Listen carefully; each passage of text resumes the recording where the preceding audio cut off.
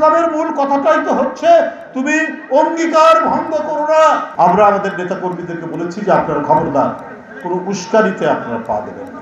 বুকপিট বলে আপনাদের কিছু নেই। পাহাড় ডিঙিয়ে 3টা খাল পেরিয়ে কোনো নৌকা নয়, পার্বত্য চট্টগ্রামে গিয়ে একজন ক্যান্সারের রোগীকে দেখে আসতে পারি কার নির্দেশে? তারেক রহমানের নির্দেশে। যার এত মানব প্রেম, যার এত মানব অনুভূতি, যারা আজকে দেশের জন্য, গণতন্ত্রের জন্য, মানুষের কণ্ঠের স্বাধীনতা তারা কেড়ে নিয়েছিল সেটা উদ্ধার করার জন্য যারা জীবন দিয়েছে, যারা হাত দিয়েছে, পা দিয়েছে, চোখ দিয়েছে, যাদের শরীরের মধ্যে অসংখ্য তত্ত্ব বুলেট এখনো রয়ে গেছে, তাদের পাশে দাঁড়ানোর জন্য যার মানবিক অনুভূতি, তাকে আপনারা চিহ্নিত করছেন নানাভাবে। কারা করছেন? যারা শহীদ রাষ্ট্রপতি জিয়াউর রহমানের অনুকম্পায় এই দেশে রাজনীতি করতে পেরেছেন।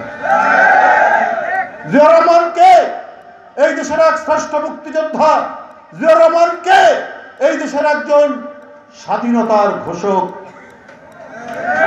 আপনারা দুই একটি ইসলামী দল, আপনারা কবে থেকে রাজনীতি করার সুযোগ পেয়েছেন? জিয়াউর রহমানের অনুকম্পায় আপনারা সুযোগ পেয়েছেন। এখন তার জ্যেষ্ঠ পুত্র, তাকে আপনারা টার্গেট করেছেন। বুকপিট বলে আপনাদের কিছু নেই। জিয়াউর রহমানের অনুকম্পায় রাজনীতি করেছেন। জিয়াউর রহমান মারা গেল, এরশাদ বন্দুকের নল নিয়ে গণতন্ত্র হত্যা করলো, সেই এরশাদের অধীনে কেউ যাবে না বললো। ক্লিক ফ্যানের অ্যারোডাইনামিক ডিজাইনের aluminium blade O double shielded বল বেয়ারিং বাতাস ছড়ায় পুরো ঘর জুড়ে। Click fan.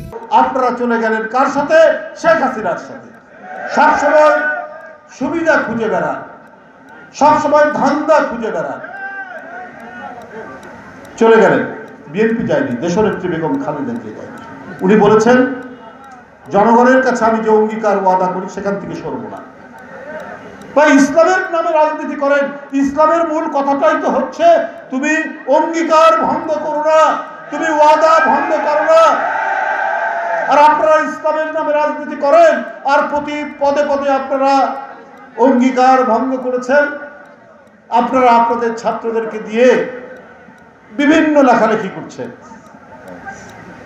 আপনার ইউটিউব ব্যবহার করে, বিভিন্ন কন্টেন্ট ক্রিয়েট করে, বিভিন্ন গণমাধ্যমে আর্টিফিশিয়াল ইন্টেলিজেন্স ব্যবহার করে অনেক আজে বাজে আপনারা ছড়াচ্ছেন। আমরা কিন্তু জানি যে এটা আপনারাই করছেন আপনাদের কোনো ইয়ের মধ্যে দিয়ে।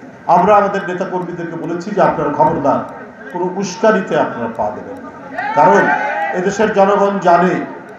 আর ইসলামের জন্য যদি কারো অনুভূতি থাকে সেটা তো বিএনপি।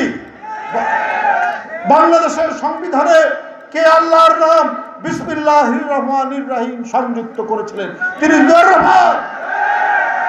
কে সংবিধানের মধ্যে আল্লাহর উপর আস্থা ও বিশ্বাস সংযোজন করেছিলেন? তিনি জিয়াউর রহমান। এখন ইসলামের নাম নিয়ে রাজনীতি করে খালি সুযোগ সন্ধানী কাজ করবেন, এইটা কিন্তু মানুষ কখনোই গ্রহণ করবে না। মানুষকে আপনি কনভিন্স করতে পারবেন না, সন্তুষ্ট করতে পারবেন না।